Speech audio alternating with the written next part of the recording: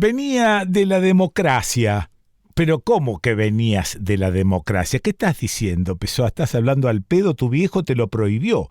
Porque si estás hablando en joda, es una cosa, y está bárbaro hablar al pedo. Pero cuando te pones serio, decía mi viejo, te pones patético. No, no estaba hablando al pedo, me estaba preguntando cosas. ¿Por qué únicamente la democracia? ¿Por qué hemos endiosado a la democracia si no nos va bien con la democracia? Con la democracia se come, se cura, es mentira. Mentira, la mitad del país o come mal o no come. Digo, un país, como decimos siempre, rico, que produce mucho alimento, etc. Bueno, ¿qué pasa con la democracia? No nos sirve, no hay otra cosa, no hay salida, o tenemos la cabeza medio cerradita y no podemos aceptar que pueda existir otro tipo de vida. Bueno, o no lo podemos aceptar, o cuando lo pensamos nos resulta imposible el cambio. Digo, entonces, bueno, y nos quedamos con la democracia porque, viste, qué sé yo, tengo que hablar con Daniel Feierstein de esto. Daniel, ¿estás por ahí? Y que aquí estoy, ¿cómo Hoy estás? menos mal, mira, porque tengo esta duda cruel respecto de la democracia que de alguna manera quiero ventilarla con vos. ¿Qué lío armaste? Sí, qué lío, sí, sí, ¿Qué sí, lío sí, armaste? qué lío. Porque me da la impresión de que no es solo Pessoa con su mero pensamiento el que llega a esta conclusión. Parece que es un pensamiento hasta te diría popular, pero se desecha porque, no sé, nos han metido también en el melón que no hay otra posibilidad.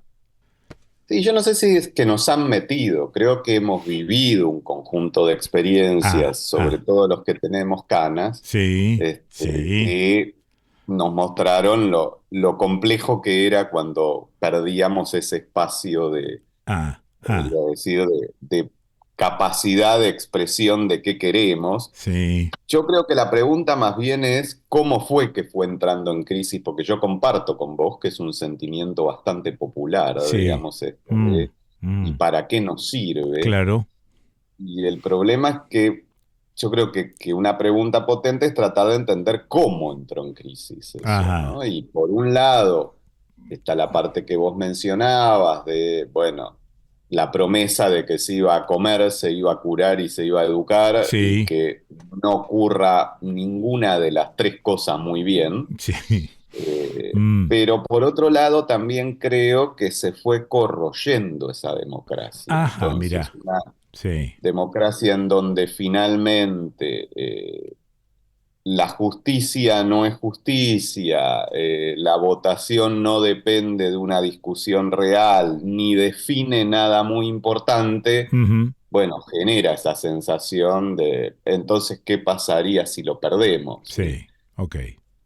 Yo creo que los que somos más grandes tenemos la obligación igual de plantear que no sería lo mismo. Si es cierto que ya la hemos perdido bastante, Sí. eh, pero creo que la imposibilidad de poder definir nuestro destino Mm. sería más grave todavía, digamos, ¿no? Claro, Lo pero real vos... es que Sí. mucho no podemos definir en Sí. este tipo de democracia y entonces ahí es donde aparece la crisis.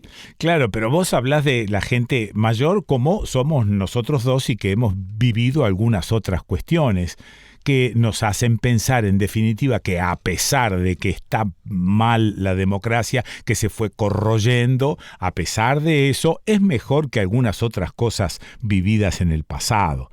Pero la verdad es que no sé si me termina de conformar, o al menos puedo entender que a la gente más joven, que no ha conocido eso peor, esté de alguna manera con cierta esperanza en este gobierno actual y por eso lo votó, porque vio el agotamiento de esa democracia. Ya no de los partidos políticos, ya eso lo sabemos, digo, de la democracia como sistema. Entonces, ellos no vivieron aquello. Nosotros quizá no hemos hecho lo suficiente como para recordárselos todo el tiempo, o el nuevo sistema que se está tratando de imponer hace que el olvido sea de alguna manera la moneda corriente. Digo, a ver.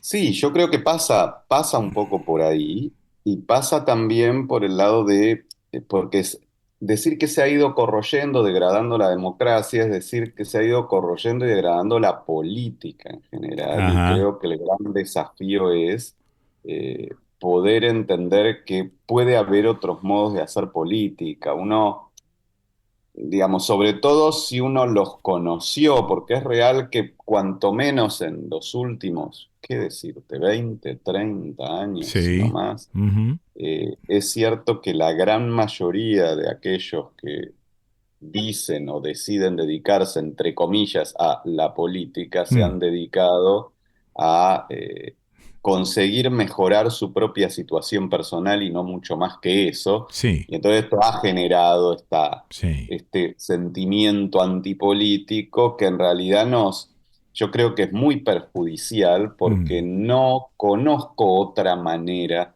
de transformar la realidad que no sea a través de la acción política, que es la claro, acción colectiva de muchos de nosotros para sí, tratar de transformar sí. aquello que nos parece importante transformar. Y la democracia es la manera en donde zanjamos esa diferencia, donde decimos, bueno, hacemos esa acción, y nos planteamos ante el conjunto de la sociedad a ver cuántos están dispuestos a acompañar esa, esa posibilidad de cambio. Lo real Mm, es esto, que esa corrosión tiene que ver con que son pocos hoy los que intentan ese camino de mm, transformar la realidad a través de la política y no utilizar a la política como forma de proyección y crecimiento personal, ¿no? Y sí. creo que ahí hay una deuda nuestra en poder plantear que hay otro modo de pensar la política. Digo, porque no se me ocurre otro camino. Yo Ah, diría, ok, bueno, ok, ¿cuál es ok. la otra Sí, forma? Y no sí. se me ocurre cuál sería, digamos, Mm, ¿no? Esa sí. otra forma de Ah, ahí transformar estoy. todo lo que no nos gusta. Estoy leyendo a un pensador italiano, Bifo Berardi, que de alguna manera el tipo observa y dice que la única forma en la que podemos cambiar esta cuestión es con el comunismo. Por supuesto se te paran los pelos o se le paran los pelos a la sociedad cuando vos decís caminemos hacia el comunismo y él dice que en realidad lo que hay que entender es que puede haber un nuevo comunismo y no una réplica de 1917 en Rusia, que no necesariamente ese comunismo del guardapolvito gris y el pibe pelado es lo que tenemos que imaginarnos, o toda la carga negativa que le hemos cargado justamente a la palabra comunismo. Y él habla de común unidad, ¿no? Que por ahí también la pensamos nosotros y decimos, esto tiene que venir de abajo, esto tiene que venir de nosotros, de las bases. ¿Por qué estamos pensando en los políticos si primero deberíamos pensar en nosotros? Sí, a ver, por eso yo decía no en los políticos, sino en la política. Ah, Pero ok, ok, sí. es cierto algo que destacabas y que tiene que ver con lo que decís de Berardi, que hay que entenderlo, que es un momento muy difícil porque yo diría hace como 150 años que no pasa que uno está tratando de imaginar una alternativa que Sí, no queda claro qué sería. sí. Mientras existió el socialismo real, Mm, incluso por eso yo digo un poco más, porque el socialismo real, más de un siglo con la revolución del 17, pero incluso 30 o 40 años antes, porque era eso lo que se proponía, había una alternativa. Después uno le podía gustar o no, pero había una alternativa al orden existente que sí. era, bueno, vamos a ir por acá, A ver. digamos, ¿no? Y después la aclaración, bueno, por acá, pero no exactamente, porque esto no nos gusta, pero no importa. Sí, sí, Es sí. por acá con todas las modificaciones que pueda tener el por acá. Sí, Cuando a fin del siglo XX se cae el socialismo real y no aparece una alternativa al capitalismo que diga por acá, y sí, pasaron ya más de 20 años, 25 años de eso, no, 35 años de eso. sí, eh, bueno, el problema que aparece es, entonces, ¿qué, digamos, no? Porque queda claro, esto no nos sirve, no nos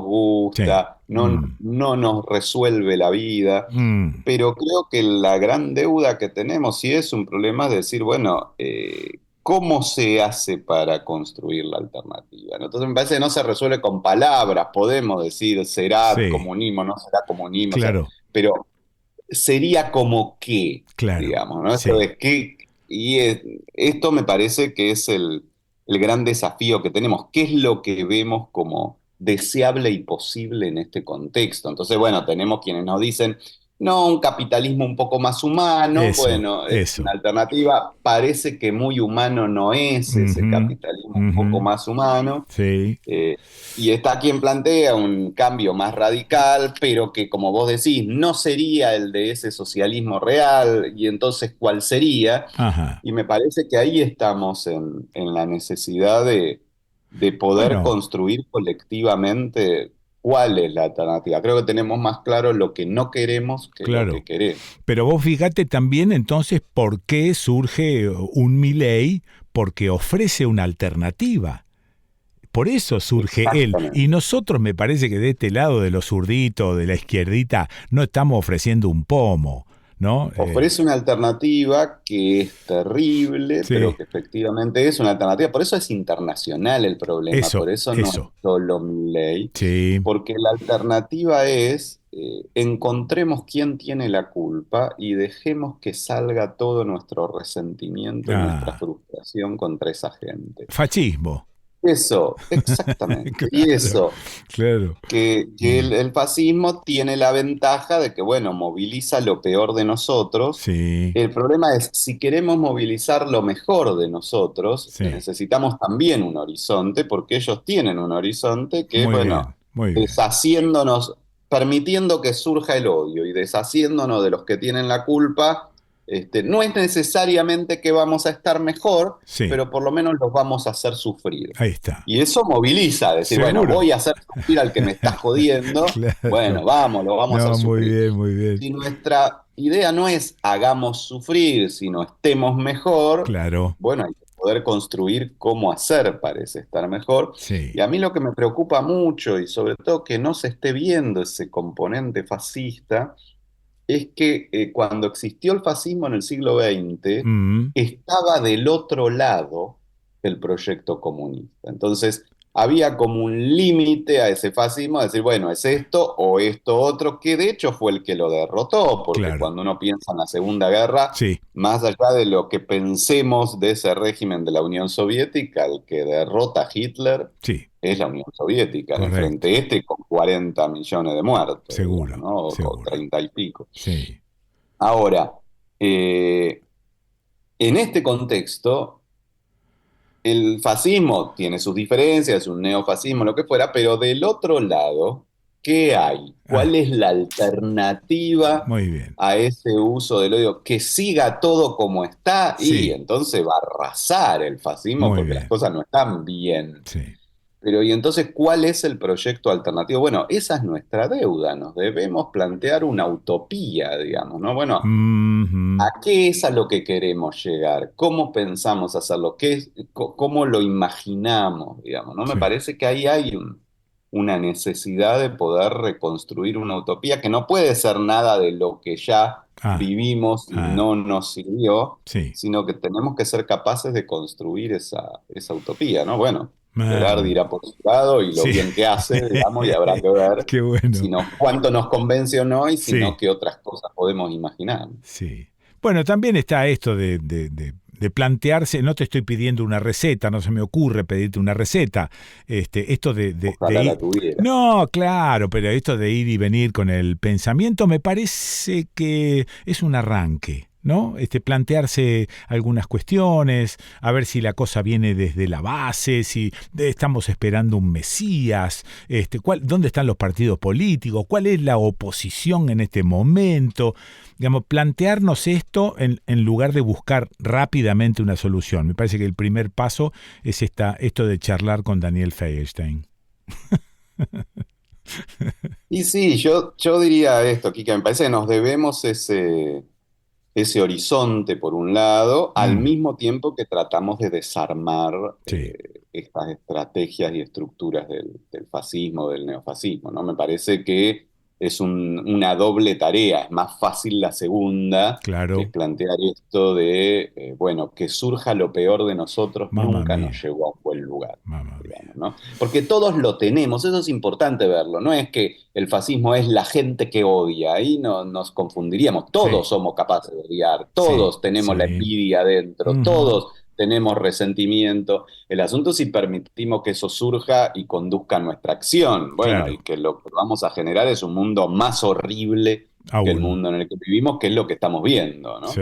El problema, bueno, para enfrentar eso no hace solamente falta mostrar eso, sino también ilusionarnos con otra posibilidad, con que podemos hacer emerger lo mejor de nosotros, la solidaridad, la capacidad de Mm, preocuparnos por el otro, la capacidad de construir colectivamente una alternativa, pero bueno, nos debemos poder, incluso uno de los temas, ¿no? Poder dedicarle ahí tiempo a está, eso. ahí está. Estamos en un momento Sí. donde parece que todo tiempo que le saquemos al intento de sobrevivir a la proyección personal sería un tiempo perdido. Ajá. Y bueno, y eso facilita mucho el Mm, individualismo o incluso el neofascismo, ¿no? Me parece que mm. aceptar que necesitamos dedicarle un tiempo al nosotros Sí.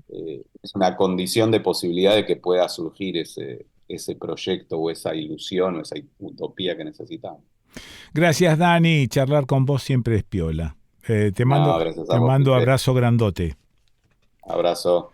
Lo escuchaste a Daniel Feierstein. ¿Y dónde vas a escuchar a Daniel Feierstein? Lo escuchaste en El Desconcierto.